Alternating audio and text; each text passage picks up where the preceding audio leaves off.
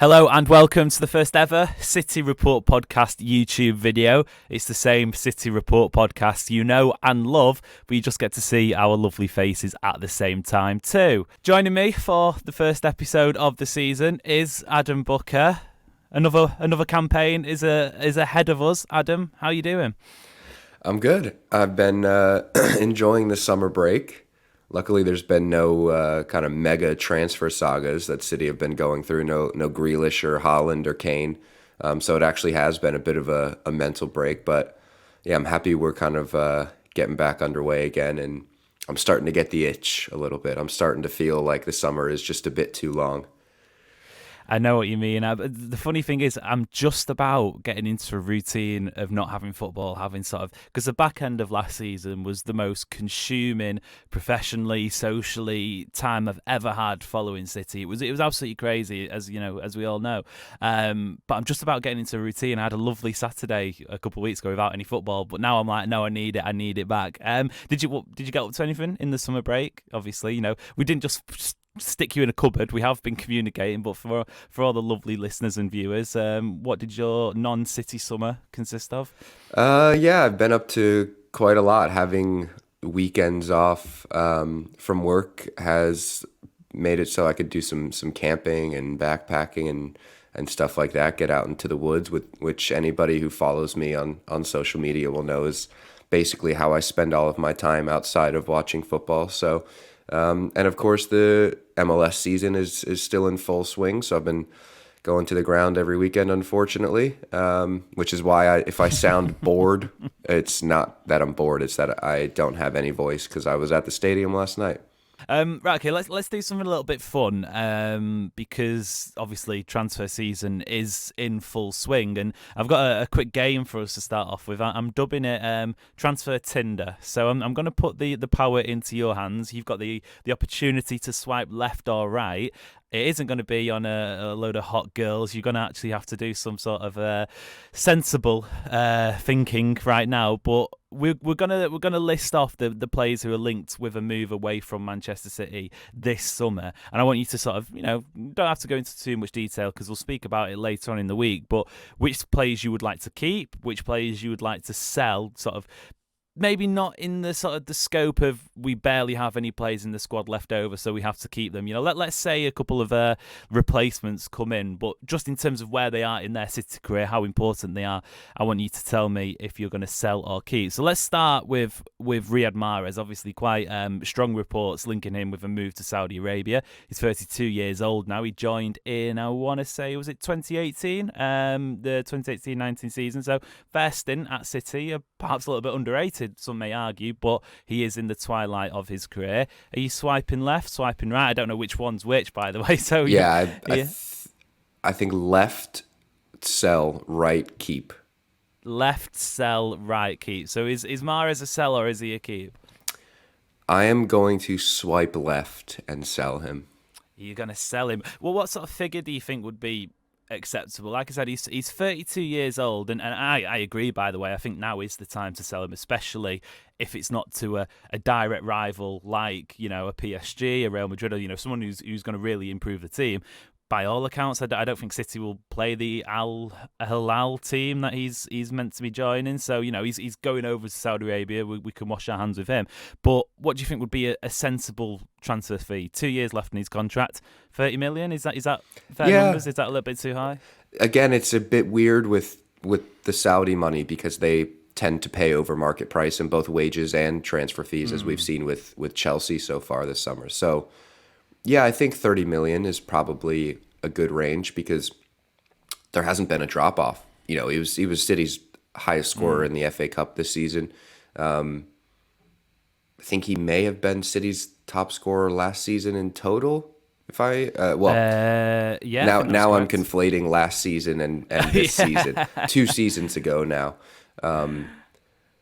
There hasn't necessarily, and I think he's the kind of player that maybe won't have a drop-off because he doesn't need supreme athleticism to be able to do the things that he does. So, yeah, I think 30 million is a fair price. Yeah, so I agree. I think it would be. He's obviously now, like a lot of the players in this list, having just won the treble, achieved everything there is to achieve, bar the Super Cup, bar the Club World Cup. Those trophies which City haven't competed in before. But I feel like there's a lot of players that we'll get onto as well. It now feels like the right time, especially for Mahrez. He's into his 30s. He's just started a young family. He's not really probably going to get the chance to move to another big European team. I could maybe see PSG next season or maybe even later in this window. I don't know. But it feels like this is the time for him to get that last big money move. I know there's a lot of talk about life-changing money and stuff like that, but footballers live relative. If you're earning 200 grand a week, then you probably live in a 200 grand a week lifestyle. So it is, a 600 grand a week contract would be pretty life-changing in relativity. Let's move on to Aymeric Laporte. Now, he's a player who I think at the start of the transfer window, people expected this one to move fairly quickly. Obviously, it was pretty well known that he wanted to leave. He was in tears after the final home game of the season against Chelsea. But it's been a bit slow. There's not been really many news reports linking him with moves. Obviously, like most players, Saudi interest is there. But he seems like a player who wants to stay in Europe at least and compete for trophies in the European League. So are you keeping? Are you selling? Obviously, he wants to leave. But in terms of City, the makeup of City's squad, do you think it's time for him to go as well? Yeah, I'm going to swipe left and sell him. Okay. I think it's just the time. Mm-hmm. It's a shame because I think he's one of those players that I don't think has really gotten his flowers at the club in the way that I think Okay. he deserves to. Is that not just symptomatic of the fact City, a little bit like Mahrez, have so many world-class players?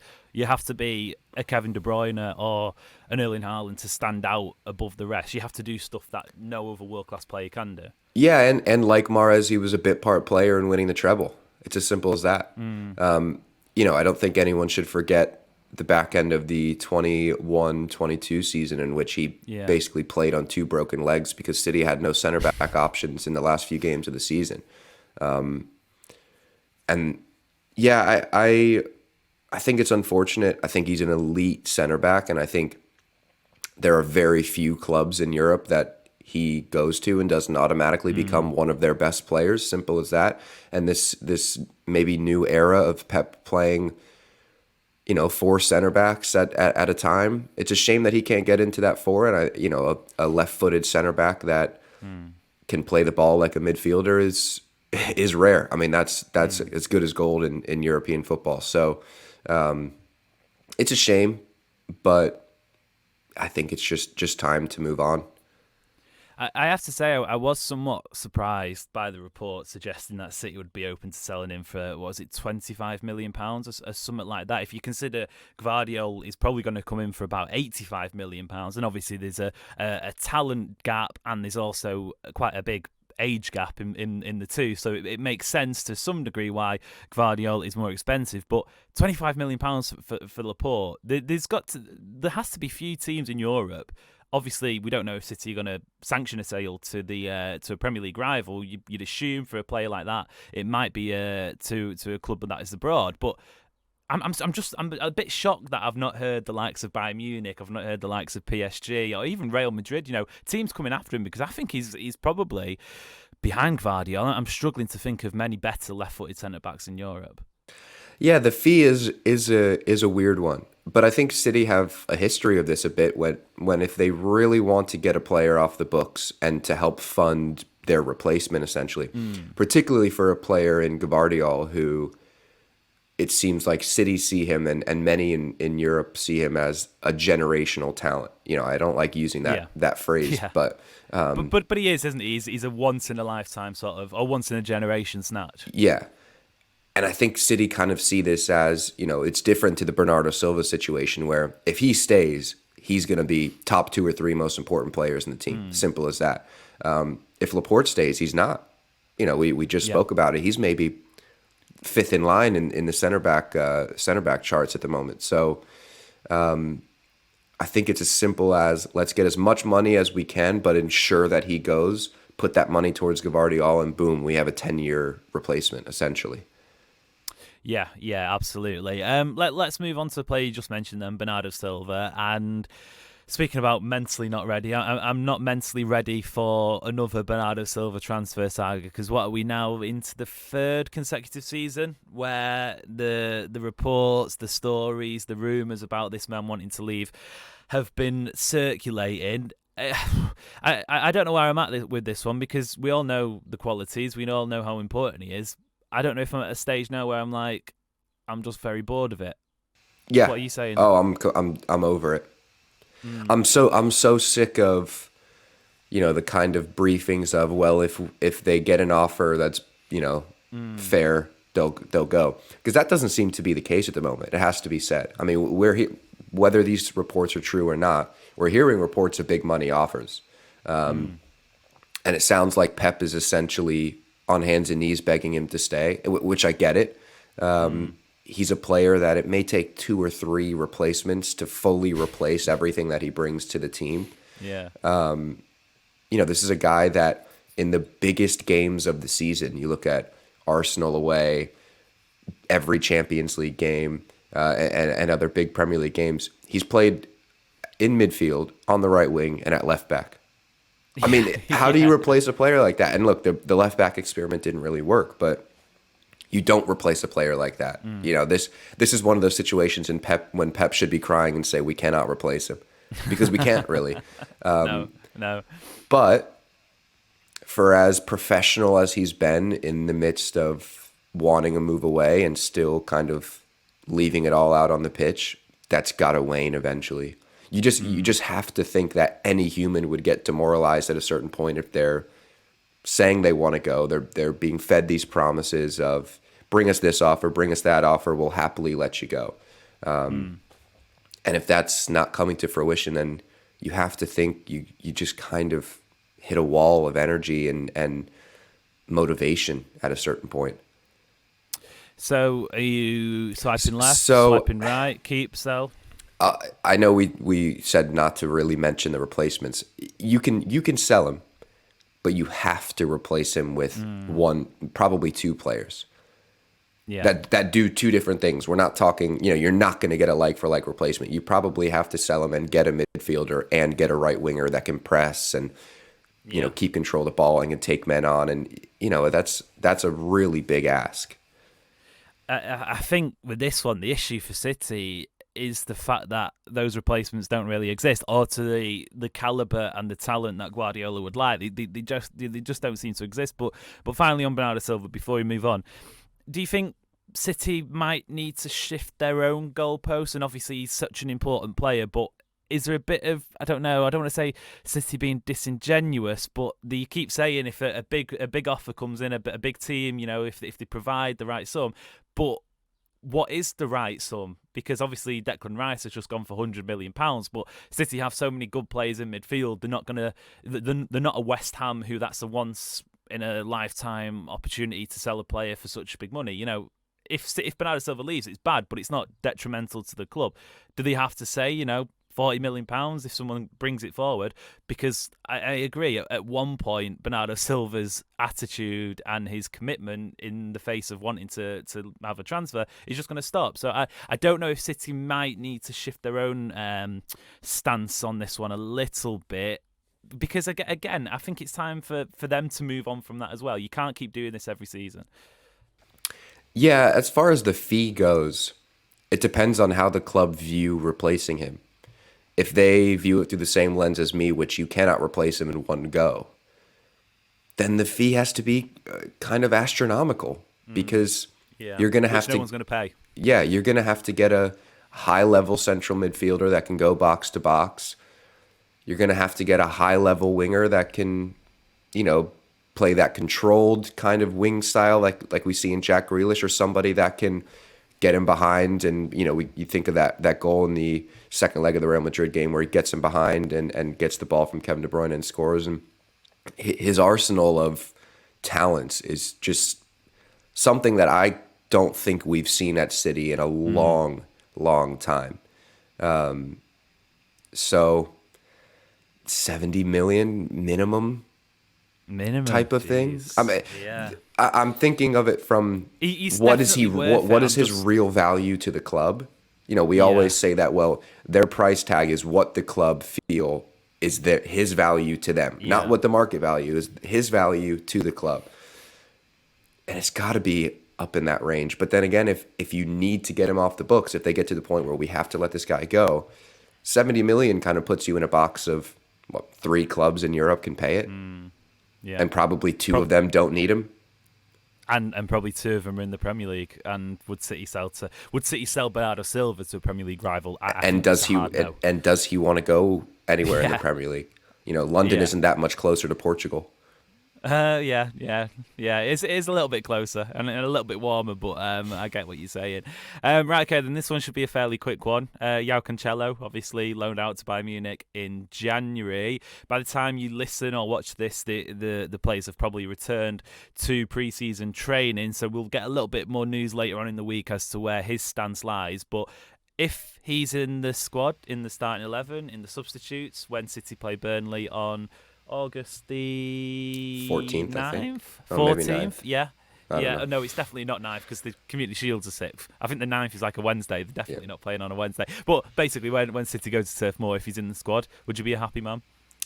No.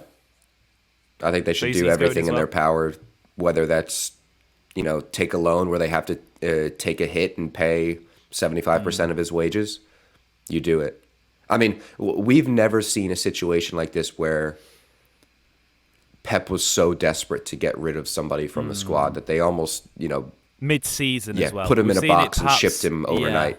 Yeah, on Amazon, Yeah. next day delivery. And I think the way he's acted in between, we've kind of seen the conflicting reports where he has kind of said that he doesn't view his time at City as permanently done, but then there's been little comments, sly digs here and there that I don't think has sat well with the fans, and you could see that when he came back to the Etihad in the Champions League. I don't think his reception was all that rosy. I mean, you were there, I wasn't there, but yeah, you get him out as quickly as you possibly can. Yeah, I don't think there's a route back, or at least there shouldn't be a route back. And I think the only possible way there might be a route back for him is if nobody steps forward. And I assume teams will step forward. I know Arsenal are one team currently linked with him, but in the sense that no team steps forward and presents either a good enough offer in terms of loans and paying his wages, and maybe City do say we'll pay his wages, just get him gone. But I think the club and the player have sort of been hamstrung a little bit by that contract extension he signed 2 seasons ago now, where his expiry date is 2027, because he might be we might have a Bernardo Silva style situation where next summer and the summer after we're speaking about Cancelo still being on City's books but nobody paying the money. It's also worth mentioning that he doesn't fit into the team anymore. No, I mean, that's he's true. almost the exact opposite player of what Pep wants in a defender. Pep came out at the end of last season and said the difference in what got us over the line in the Champions League is that all of my defenders on the pitch like defending. They want to suffer. They want to throw their body on the line and all that kind of stuff. Cancelo's not that kind of player.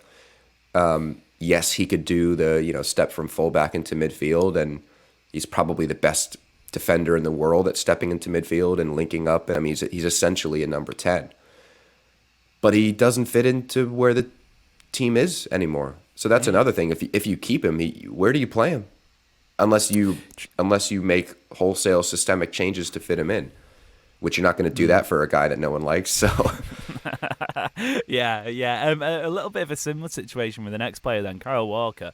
Obviously, traditionally an orthodox right back, traditionally a very fast and overlapping orthodox right back. City obviously didn't really play that way last season, but it looks as if he's edging closer to Bayern Munich. There's still sort of no concrete news about a fee, what that would constitute, whether or not City are going to accept it.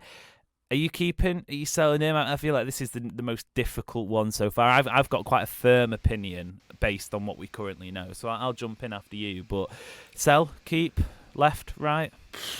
I've been really torn on this one. And you know that firsthand. We've had some pretty heated debates in our group chats about it.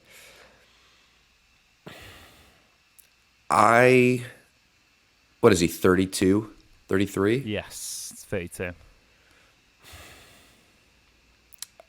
I think you sell, which Yeah. is a change in tune for me because I've been on the keep train. I think you sell, and to be honest, I don't even necessarily think you need to replace him. If the system going forward is these four center backs, then you essentially have three right backs in John Stones, Manuel Akanji, and Rico Lewis. John Stones and Rico Lewis can step into midfield. Akanji can play that kind of up and down right back. We saw him do it against Bayern Munich and was tremendous there. Yeah, I think the issue is that it seems like the two options are he's gone or he extends for 2 years, and I think Yeah. that's too long.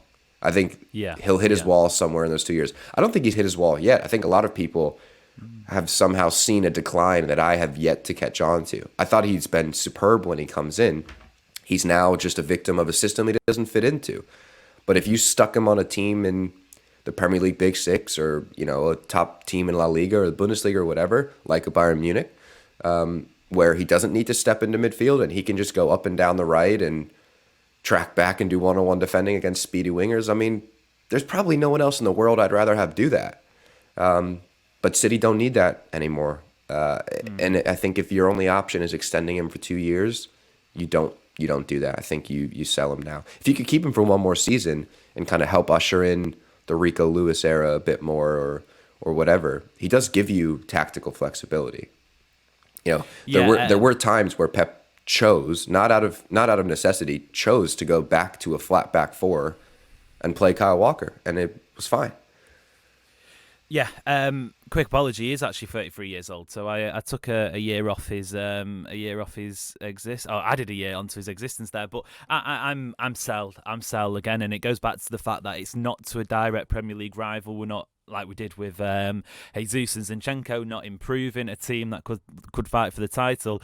He's going over to Germany. We might face him, I don't know, in a Champions League knockout game down the line, but I don't think it's sustainable because a lot of the talk obviously is, oh well, we're going to miss his pace. First of all, the pace isn't going to last forever. It's a trait in football that we've seen before and it will happen again. When it goes for players and they sort of render not uselessness, but they're not very useful when their pace does go. So that's one part of it. The second part is he just I'm sorry, but I just don't think he fits this system at all. He did a great job against Vinicius Junior, but again, you can't just wheel a player out for 2 matches a season when they have a pacey winger. And City did a fantastic job against Bayern Munich. They've got some of the paciest wingers in the world. So I think, now is, again, the time. It feels like there's a lot of refresh and maybe much needed refresh because he's a player, Kyle Walker that is, who reportedly was kicking up a fuss when he wasn't getting game time throughout the second half of the season. So he's another one on the sell list. We're going to end up with about 4 players by the end of this. But finally then, a little bit of a different one. Cole Palmer, obviously part of the senior team last year. Played about 6 times, I think it was, in the Premier League or something like that. Obviously didn't shine as many were expecting him to. Talk of a loan, not a permanent sale. This is interesting. I'm probably going to say keep, but that depends on replacements. And I know we said we're not speaking about transfer incomings, but if City are able to go out and get somebody who is going to be able to play 30 games a season, score 10 to 15 goals, then fair enough. Cole Palmer, off you go and play regular football. But by all accounts, it seems like the right wing spot's going to be a James McAtee, maybe Oscar Bob hybrid, which doesn't fill me in too much confidence if City are wanting to go and add another Premier League title to their honours list. I think you keep him. Particularly if Mahrez goes.